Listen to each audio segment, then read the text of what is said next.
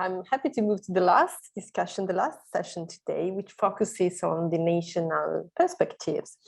So we will be guided through this discussion by Jessica Parland-von Essen, Development Manager at CSC, together with Judit Gárdos and Maria Johnsson.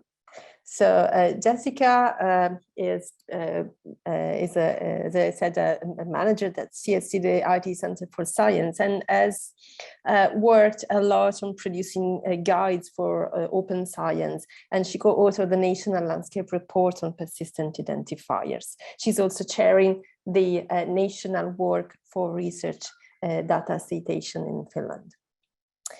Judit Gárdos is a sociologist and the head of the Research Documentation Center in Hungary, in Budapest, the Center for Social Scientists. While Maria Johnsson is a librarian at the University Library of the Lund University in Sweden. She is also a part-time assignment for ICOS, the European Research Infrastructure Carbon Portal. And she's also one of the FAIR champions that has supported the FAIRsFAIR project over the last 3 years. So I let Jessica guiding us through these debates around countries and nations. Okay, thank you, Sara. Well, yes, as we've heard or talked a lot about this today, that research is so international and projects are international, but we have also heard that the national governments and the national level is also important. And in this FAIRsFAIR project, we also had, for instance, a national roadshow series where we, in different countries, presented our work and themes, and this can be found also some materials from that in the website. So I'm also going to break the rules now. It seems we started by breaking the rules, and now we will all again start, and I will start a Mentimeter, which I hope, so this is not a real survey, but I thought it would be nice to have some activity and interaction more also during the discussions. So if you can please go and log, I hope someone can share the link, direct link also to the Mentimeter in the chat.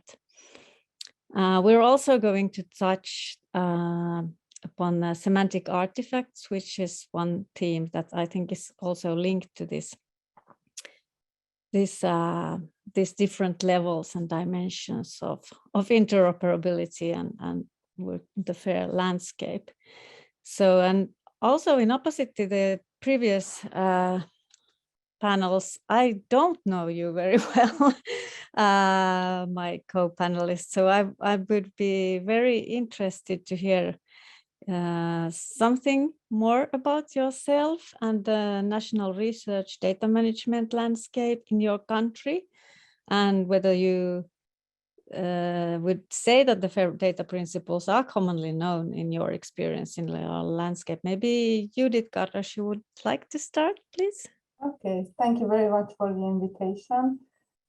It's very interesting to see these countries because most of them are Western European countries, or what I would call Western European countries. And I have some colleagues here from Hungary, so hi to them. So I'm a sociologist, and we have started gathering interview data that we thought would be very valuable, but very old. So on tapes and very old paper, etc. And we began 15 years ago. And out of that, we built the Voices of the 20th Century archive and research group. You can look it up on the internet. And this has now been channeled to our institutional repository of the Center for Social Sciences. You might know the Hungarian Academy of Sciences. We were until recently part of that research network. Now we are part of another research network that has been established 2 years ago. So So it is an institutional repository for all kinds of social scientific data, and that institutional repository I am leading. So that's my background, and I'm also working as a sociologist, and I see they're really Western European countries. So it will be nice to discuss how different the landscape is, I think, between well, the Iron Curtain, Western and Eastern. Would you say that the FAIR principles are commonly known in your experience in Hungary? No. So of course, I don't have a big overview yet. We have started a very big project in our. I will link it to the chat. A very big project that is building a repository for the research network we are working in. We are 4,000 researchers in this research network. So it's a very big research network here in Hungary. So we are building a data repository now based on FAIR principles. So that will be a new thing. But for example, if I look at social sciences and data management plans, it's a novel territory yet. I think many universities don't use any kind of data management plans in their researches, and we have introduced data management plans in our institutes here, but it's a new thing, I think. And also sharing data. There are many projects also here in Hungary that share data, mainly those projects that are somehow linked to international research institutions or projects or ERICs. Of course, they have to share data, or a lot of people have to share data to publish their articles, because that's an important thing to do now and required by many journals. But I think we are at the beginning of a road. Yeah, thank you, Judit. How about you, Maria Johnsson? Yes, hello. Yes, Sweden. I come from Sweden, also quite small country, and small also today. I think I'm the only Swede here. Added my country in the Menti. Yes, Sweden. Yes, I recognize a lot of what you say, Judit, from the Hungary's perspective. And in Sweden, well, RDM, Research Data Management, and FAIR is in fast development in Sweden, all over the country, and also on the national level. More maybe on the regional and the distributor level, I would say. And we have one quite important actor on this, and that's an consortium, national consortium for research data that we have had for a couple of years now. And it's called the Swedish National Data Service. And in this consortium, nearly all universities in Sweden are part of it or are engaged in the network around it. So that plays an important role, I think, in spreading about the FAIR principles, but also about to researchers about the research data management. So I would say, through this consortium, we go out from the universities, we go out to the researchers with tools and systems, and we who work or involved in the consortium are mainly have around these years been the research support staff, in particular libraries, but also from other parts in the universities dealing with. So this plays an important role, reaching out both regionally out to the researchers with this kind of a message of FAIR and RDM to Swedish researchers in Sweden. Yes, it's gaining ground slowly, but it's gaining ground and progressing.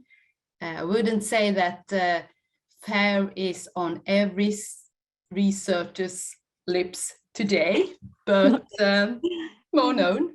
Yeah. Yeah, more positive also, I would say. Yeah. So yeah. mm. So, but so you have a lot of things going on also on a national level. Do you feel that where do you go to find like peers or networks or solutions? Do you find, is it national or international? Yes, I think it's a mixture. It's both, and it's very, as I'm working for ICOS, which is an international infrastructure, and I see now, and I've been there for some years, so I have a lot of found a lot of nice collaborators outside outside Sweden.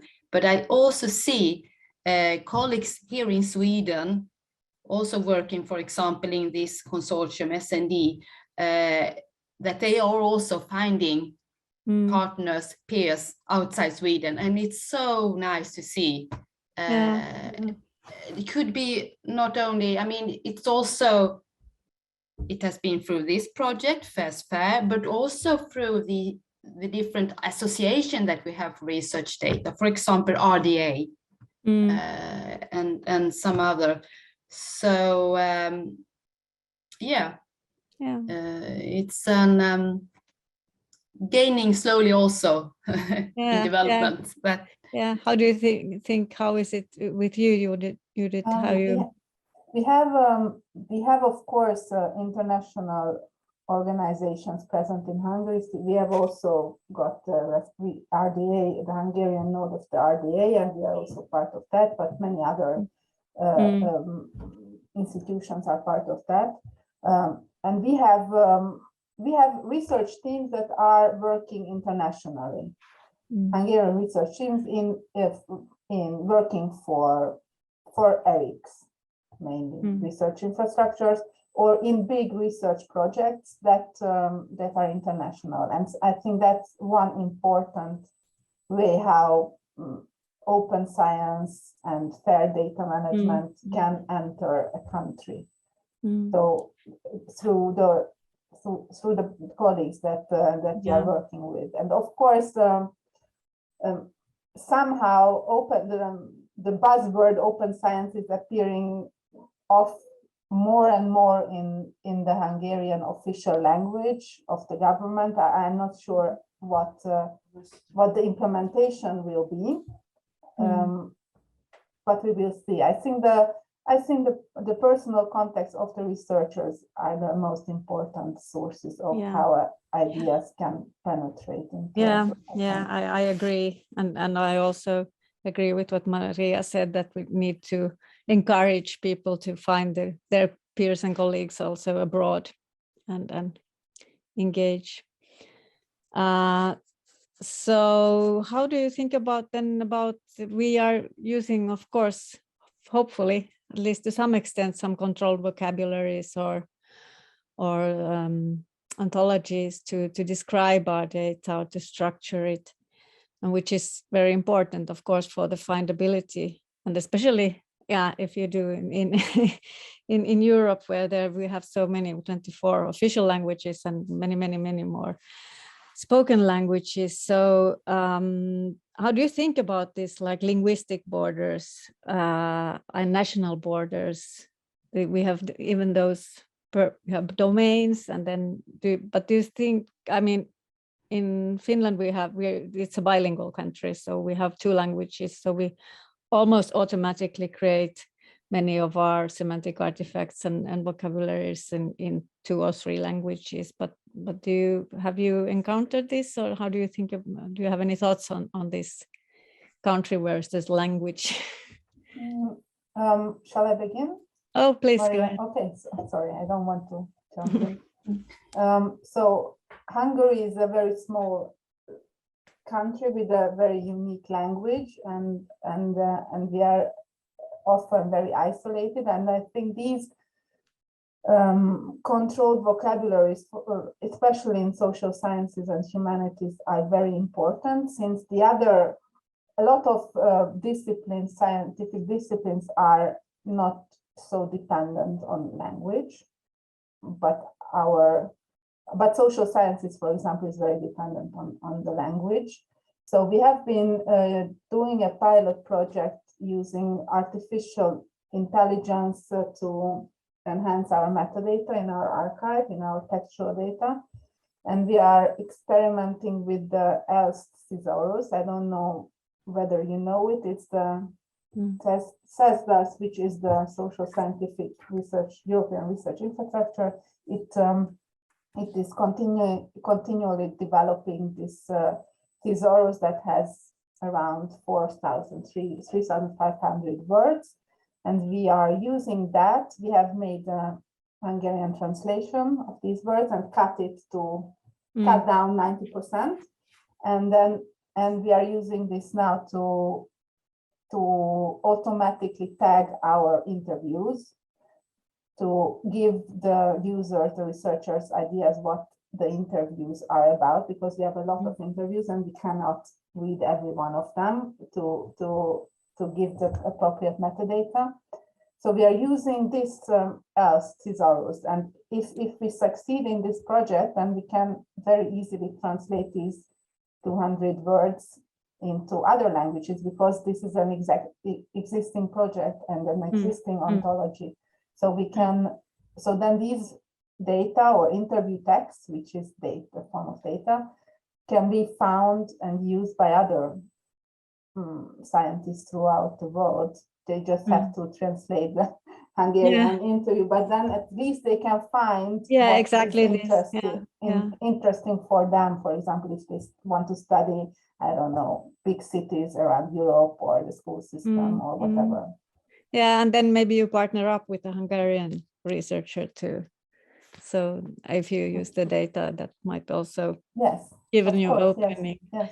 Well, Maria, in science, hard science is often more English, and the language is maybe not a problem, but have you been thinking about this?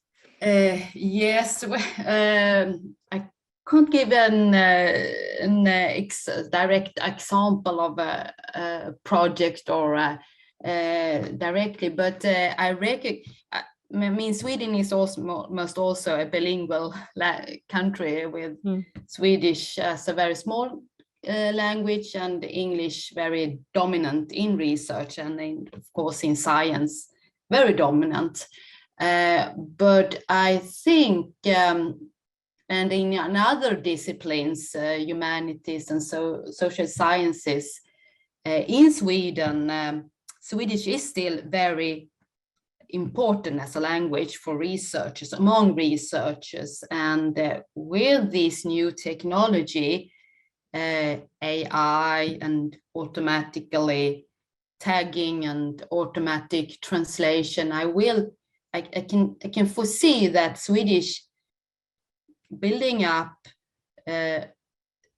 research infrastructures in Swedish will be important in the future as well, still, for as then people can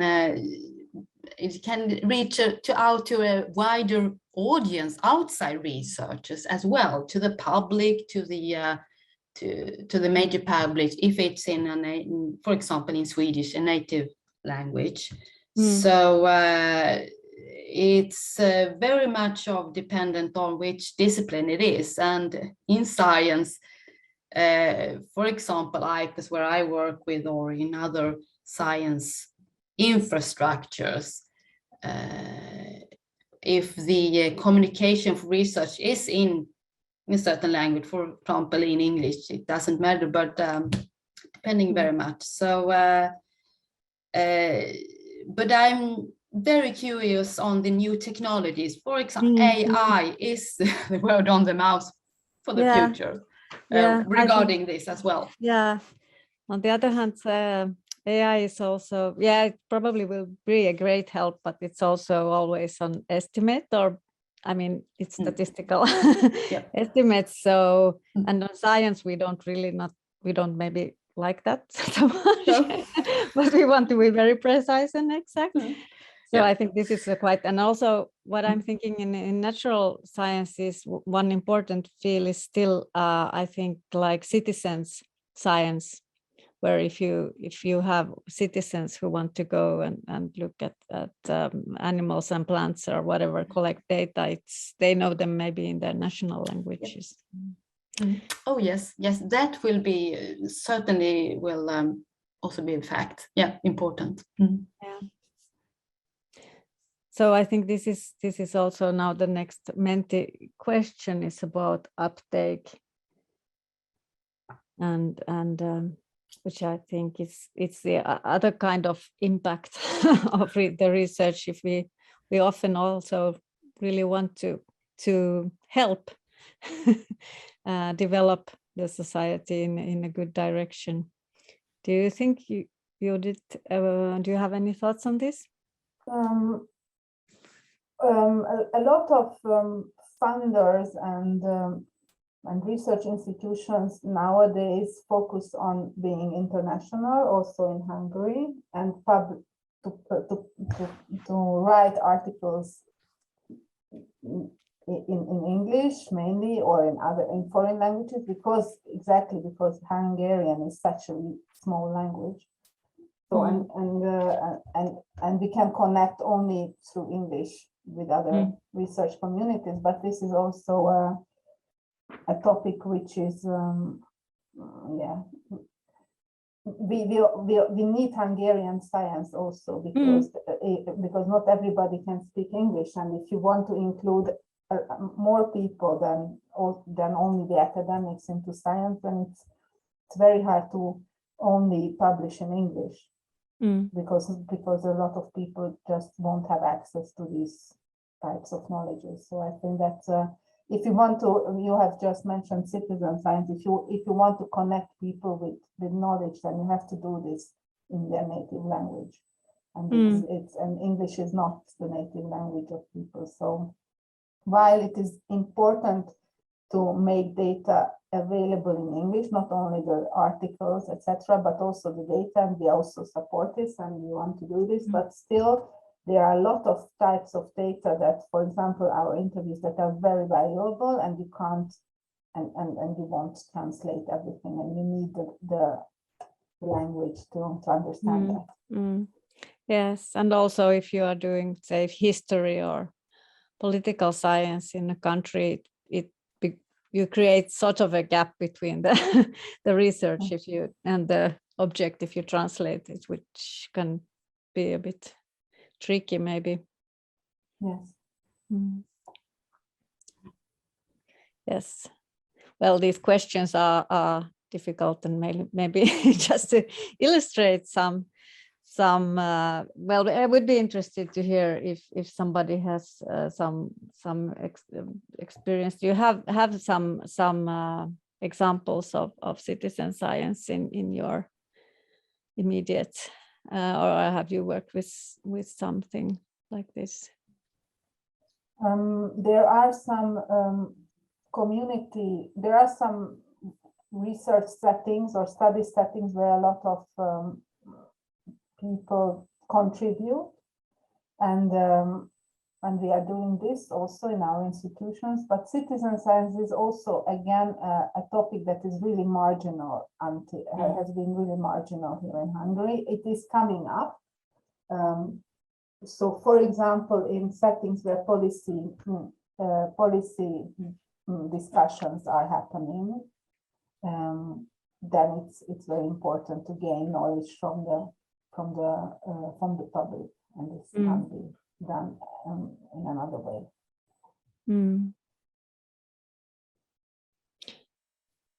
Yeah, this is. But I think it's very easy to incorporate citizen science into research infrastructures or into repositories. Even it's not. It's just if you want to do it, then it's very easily feasible, I think. Yeah. I'm just reading your question here. I think this is really interesting. I think the comment that self-collected data is essential in health. That's another typical thing. Then I just a quick question.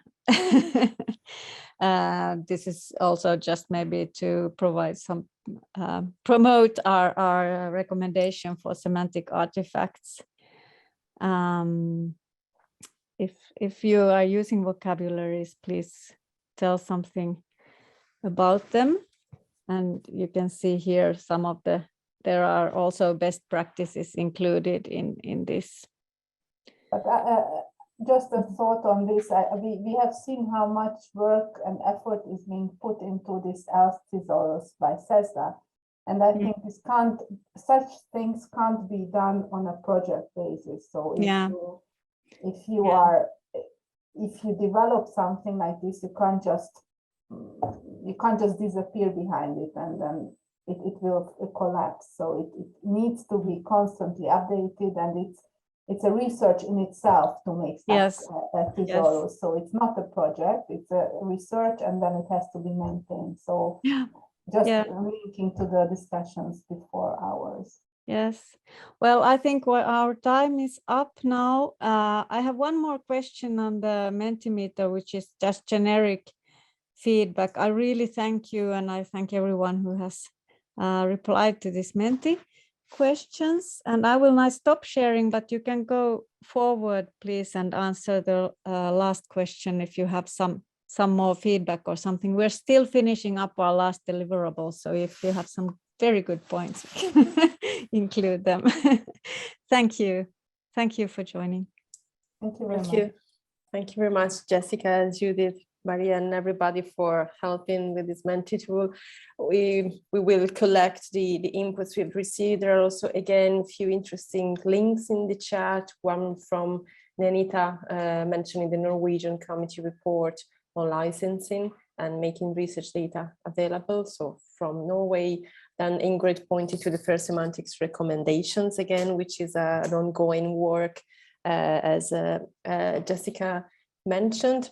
Had a nice comment by Lindsay mentioning cross-linguistic semantic language tools that might be used, which are in a starting phase, not perfect, but I mean, that can probably help. So feel free to continue the discussion around these inputs.